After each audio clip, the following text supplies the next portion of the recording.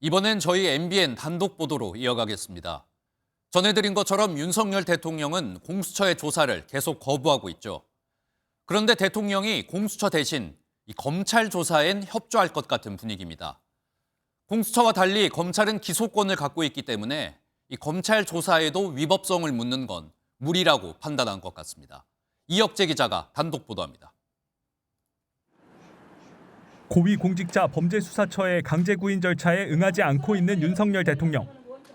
공수처에 내란죄 수사권이 없기 때문이라며 적법한 수사 절차에는 따르겠다고 밝혀왔습니다. 수사 권한을 가진 기관에서 해야 된다는 것이고 법에 정해진 절차를 따라야 된다는 것이죠. MBN 취재 결과 윤 대통령 측은 공수처로부터 사건을 넘겨받은 검찰특별수사본부가 구치소로가 방문 조사를 할 경우에는 응할지 검토 중인 것으로 확인됐습니다. 검찰의 내란죄 수사가 적법한지도 검토해보고 있다며 공수처를 상대할 때와 달리 신중한 태도를 보였습니다. 앞서 검찰은 김용현 전 국방부 장관 구속영장을 발부받으면서 수사권을 인정받은 바 있습니다.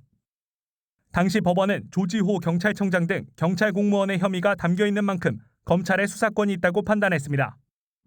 검찰의 기소권이 윤 대통령 측에게 부담으로 작용한 것도 변호인단 판단에 영향을 주고 있는 것으로 보입니다.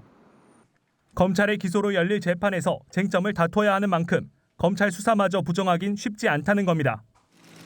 검찰도 박근혜 전 대통령 전례를 고려해 방문 조사를 하는 방안에 무게를 두고 있는 것으로 확인됐습니다. 다만 윤 대통령이 수사권을 빌미로 연이어 수사기관을 선택하는 듯한 모습을 보이면서 수사기관 쇼핑이라는 비판을 피하긴 어려워 보입니다.